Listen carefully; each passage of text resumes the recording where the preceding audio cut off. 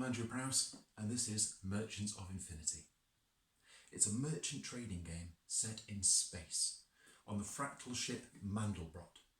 The idea is that you play an influential merchant, sending out your traders, that's your meeples, all over this space station. You can collect goods. You can take on ship orders for valuable combinations of different resources. You can take on bonus missions called Vortex cards at the Vortex Bar. You can visit different station spaces for extra effects. Your goal is to collect platinum, the currency of the station, and you will win the game by being the best trader who can find the best combination each turn of getting all the right different bonus points working out and finding your best way to become a Merchant of Infinity. Welcome to Merchants of Infinity. This is an amazing game. It is a worker placement, resource management, trading game with a bit of a steampunk twist set in space. Why would you enjoy it? Well, there's strategy, there's fun, there's massive meeples, there's all sorts of interesting cards, creatures, characters. It doesn't take too long to play. 2 players can be between about 30 to 45 minutes. 4 players can be about an hour or more. Okay? So, the idea is that in turn you explore this wonderful space station called Mandelbrot. And you can see the fractal design here. You place people out, you place your traders. You are a merchant, these are your traders. They go all around the board collecting different resources. You might want to collect tech, you might want to collect navigation or books or ore. You might basically be interested in collecting souvenirs, or you can also go to the other spaces around the board. If you want extra help, you can go to the School of Thought and recruit the apprentice. If you miss out on the good that you want because that space is full up with 3 people and you can't put any more people there, you could go to the auction and bid on the good that you wanted. There are various station spaces that can give you special effects such as bonus points, extra cards, extra advantages in the game. As well as getting your basic trading points here, you can do other things to give you different combinations to get you more platinum, more victory points towards the end of the game. You can score Vortex cards. These are like bonus side missions. It could be an escort mission, a bounty mission. It could be to retrieve something that's lost. At the end of the day, it just means that you have to have a person in the right place at the right time to score some bonus points. If you didn't like what the goods were worth according to the market, which changes every single turn, you could take on some ship orders at the space docks here. For example, if you wanted to score some jewels and some creatures, well, jewels and creatures might be worth 5 and 8 might be worth 13 points, but if you could put them together in this combination, it could be worth 18 points. And there's different varieties depending upon how hard it is to collect, how rare it is to find, you get more points. So each turn, what you're trying to do is work out the best combination of goods and paper placements so that you can get the best score each turn. Because there's so much variety, it's going to be different every game, depending if you play it with more players or fewer players, and depending on which special events come up, because each turn is slightly different with different special effects going on, because it is a fractal universe after all, so it means there's lots of replayability.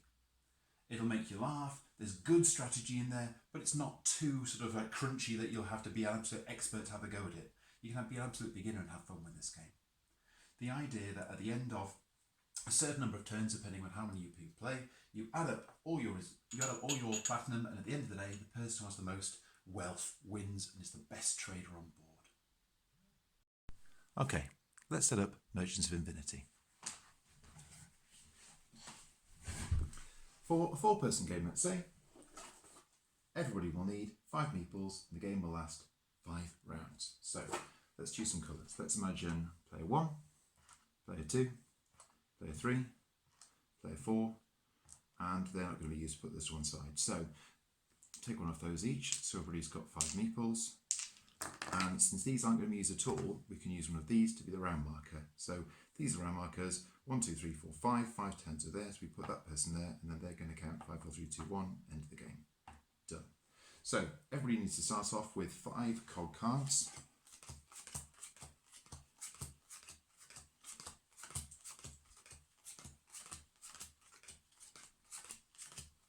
Done, just put this back away, and everyone needs some money, so let's start everyone off with 5 platinum. 1, 2, 3, 4, 5, and the 5 makes 10. 1, 2, 3, 4, 5, and the 5 makes 10. 1, 2, 3, 4, 5, and the 5 makes 10. 1, 2, 3, 4, 5 and a 5 makes 10. So just get those out of the way. That's all sorted. That player's good to go.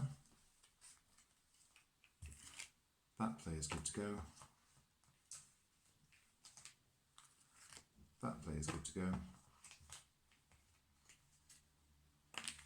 And that player's good to go. Alright, let's get the rest of the board set up. So let's have some vortex cards.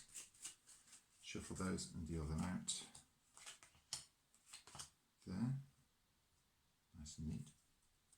Put those out of the way. Let's get the fractal mirror, the unavailable space there in the middle, out of the way. We need some ship orders. Let's get those sorted. So deal those out. Deal those out there. And get the spare ones there. Dice goes in the middle. Apprentice goes there. We need a fractal mirror space here. There we go. Whoever bought anything last, went to the shops last, chooses where the market goes. Now I bought small bags for the game, so I'm going to choose food and drink to be worth 10 on the first turn. Okay, turn the ship orders the right way up. And the last thing to do before we start is everybody needs something to work on in their first turn to give them a bit of direction. So you get your own choice of 3 cards to get started from between the vortex cards and the ship order cards. So let's say, for example, player 1 wanted 1 vortex and a couple of ship orders. Let's say that player 2 wanted 2 vortex and 1 of those. Let's imagine player 3 wants to play a really quick game. They're just going to basically play 3 vortex cards with lots of bonus points. I wouldn't recommend having 3 ship orders to get started because that'll tie you down for a few turns. So probably 1 or 2, let's say 2 and 1 vortex card. Okay, so let's just tidy up, finish off, and you're good to start the game. Player 1. Player 2. Player 3. Player 4. And I hope you enjoy Merchants of Infinity. Right, so let's start the next round. We have all the 3 ship orders here ready. We have the dice there on the Steam Lab there ready, and we have ship orders there and the vortex cards here. We have the apprentice in their place on the School of Thought, and we need a card here for the fractal mirror. This world has no ore, so on this turn, the changing phrases of reality mean that unfortunately you can't play any cards that score ore this turn, so we just use that unavailable marker to cover up here. Now, the first player, when you do the setup to start off the game, the last player who has bought something recently, they choose the starting position of the market. So I've been ordering stuff online, so let's imagine that I want tech to be worth 10 points this round. So everyone has their meeples. We're going to play a quick 2-player game.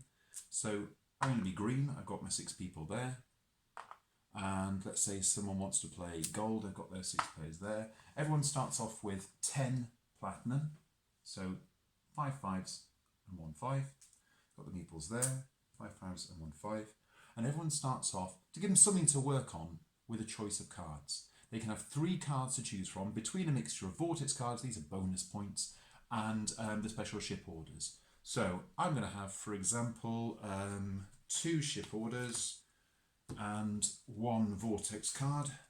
And let's imagine this person wants to do the other round. Let's imagine they want 2 vortex cards and a ship order. Now you can keep these secret. You don't have to show the other players, but it gives you an idea about what you might want to work towards. So let's say here, this person could go for a 30-point ship order, which is books, books and ore, but they can't this turn because ore isn't available. Same here, so clothes and ore. So these might be brilliant to do next turn, but to hold off for the moment. So this person might want to get a new ship order by going to one of the ship docks, space docks, here. For example, they can choose one of these. Or if they went to here, they could choose one of those, and obviously they will be replaced straight away from the decks. There's always 3 available there, there's always 3 available there. All the spaces on the board can hold a maximum of 3 places, with a couple of exceptions. So each ship dock, 3. 3. All the main 10 resources are 3. The vortex bar, where people can hang out, chat and get side quests, you can have as many people as you like there. The School of Thought only holds 1 player each turn. The auction, you can have 1 player, 1 meeple from each player to bid on their final resource.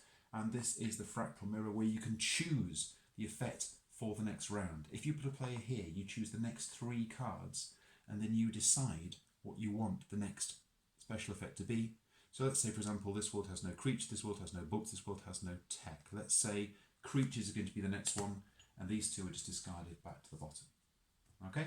These are the station spaces. These are special bonus effects that will give you extra value for your meeples. So, for example, if you want to have some bonus points for your ship orders, you could go there. If you want to get some more cogs cards to help you in the next cogs round, next game, you could go there. If you want to set the market next turn, you can deliberately choose what's going to be worth what. Now that might be really useful for, let's say you wanted a really difficult ship order to get hold of. Let's say, for example, you were trying to get hold of a triple which is worth lots and lots of points. Okay, so let's imagine 3 lots of food and drink. Now, if food and drink's worth about 8 or 9, everyone's going to go there. However, if you make food and drink worth, let's say, 1, no one's really going to go there unless they've got a mission to score. So it should be relatively easy for you to get 3 lots of food and drink and get 35 points. Fantastic. What else can you do? You can make some goods worth more. You can double the effect of a vortex card. You can do some gambling. If you basically choose to gamble, you take some of your money, up to 10, and you put it in a hand.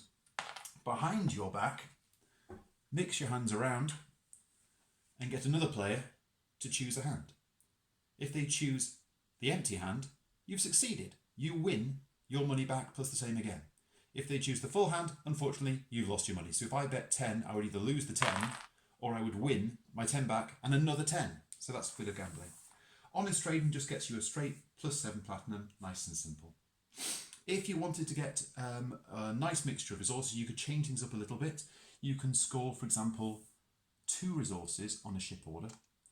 Each turn you have a license to collect 3 lots of goods. So if you wanted to, you could do 1, 2 and something else here. So clothes is worth 10, you might want to collect clothes. So they will be your 3 meeples for the turn. Or, for example, you could maybe do 2 creatures and a clothes. That will be your 3 meeples for the turn. If, for example, somebody else had blocked you on one of the spaces, let's say they blocked you from going to tech, and you really, really wanted a tech, you could put 1 person on the auction and end up collecting 1, 2, and if you succeed in bidding out there, you could basically work this out as that would be worth a tech. So you'd again score 3 people each turn. That's the limit. You can't score as many people as you want because it would be just too powerful. That's why the license is 3 goods a turn. If you have a lucky combination that you end up scoring a vortex card, let's say, for example, that I wanted to get somebody on clothes. This means that all I need to do is have someone in the clothes district to be able to fulfill that and score the bonus points. I don't actually need to use this to collect as one of my 3 meeples. I just have to have a person there. So say, for example, I really, really wanted to get navigation, books, and fuel on my turn, but I had this card extra. No problem at all. I score those 3 for my resources. This person just happens to be able to complete this card, and they just come home as a bonus card without scoring against my license. As I said, all you need to do is try and find the best thing that works for you each turn. These spaces will always be positive. Collecting goods is always good. If you want to, you can play these Nova spaces. That's kind of more player versus player. If you were going to be very, very competitive with other people and encourage a little bit of backstabbing, these are purely an optional extra. Some players like to play with these, some players don't. You don't have to if you don't want to. It's just expanding the game in another direction. The idea is it should be a lot of fun. You should be able to laughing and joking, put people out. It's nice to thwart people occasionally, kind of go, oh, I was looking for that one, or I've really done that, I've organised things perfectly, so I've scored loads of bonus points. But it should be a game that you enjoy playing, and I hope you do. The way that each turn starts is before the markets open, all the merchants gather outside, ready to trade. They spend time chatting, psyching each other out, and playing games of cogs. This is the unique little game that's basically on board the station, and the idea is that each turn a player chooses to play a handful of cards, trying to get the best possible score. The point of this is to get first player. So the idea is everybody starts off with 5 cards in their hand at the beginning of the game. Now you get another card each turn for free, and if you want to, you can spend some of your hard-earned platinum to get more cards to give you more options. each player chooses to say a certain number of cards they're going to play. For example, I'm going to play 3 cards this turn, and they choose the order they want them, and they place them face down in front of them. Once everyone's chosen the cards they're going to play, you then resolve them. So let's imagine this player chose to play 2 cards, and this player chose to play 3. Right, we've got 3 sample hands set out for cogs. We have a magenta player who's played 2 cards, a green player who's played 3, and a blue player who also wants to play 3. So we'll reveal the cards one at a time. Green player pulls their first card. It's a 1, okay? Magenta player says it's a 3. Blue player is on 0, all right? So let's keep going. The green player gets a chance to 0 somebody else's score. At the moment, they're the threat. So they're going to choose to wipe out their score. So pink's back to 0, blue's on 0, and green's on 1. Pink's second card is, it's a 1. So basically they're currently drawing. Blue's second card is a 2. They're in the lead, okay?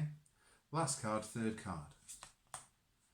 Right, green is now on a total of 3 points.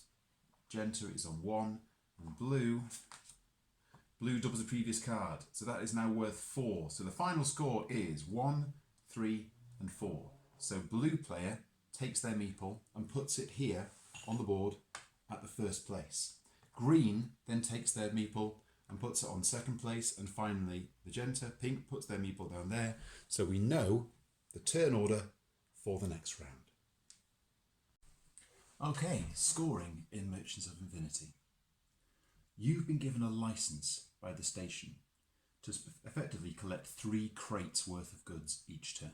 This means you can score 3 meeples worth of actual materials. There are a few different ways of doing this, so I'm going to go through quickly and explain the different possible options you've got. So I've set up a 3-person game here with 1 meeple left to play. So we've got the green player, the pink player, and the yellow gold player. I've got 1 person left to place, and then we're going to see how the different scoring can be resolved. So the green player places their last meeple. Now they're trying to collect 2 clothes, and they've also got a bonus vortex card on navigation. Now as we look out, they've already got 1 person on clothes, but there's 3 people there, so they're blocked. They've had to put their last person on the auction to collect their last set of clothes. They've got 1 person left to place. There they go on navigation, so they can now score their goods. Now pink player here, they're trying to collect 2 clothes, which they've got, and 1 ore, so they're going to put their last one down here.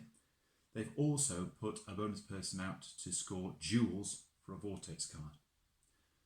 Yellowy gold player, now they are trying to get 3 tech, which they've got, which is fantastic. They've also got a vortex card here on creatures. They can put their last person down there. All the players are resolved, so now we see what the different options are. So the way we resolve the scoring is auction first, any bonus points, ship orders, then if people want to score design of the market, that comes last. So let's look at the auction first. The green player is the only person who's got anybody on auction. Now they want to collect that missing clothes tokens, so they're just going to pay 1. They can only have to pay 1 because there's no one else to bid against them. This means they can move their person onto the clothes.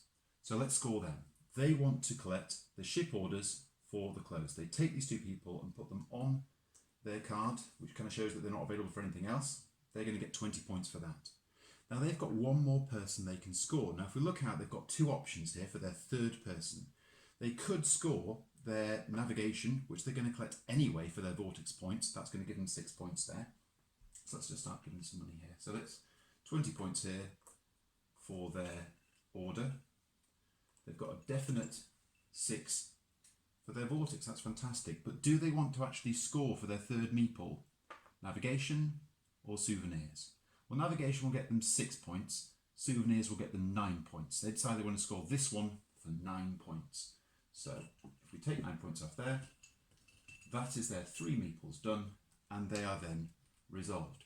This extra person doesn't score because they can only score 3 people. This was just useful to get them their goods. So the green player is now all sorted.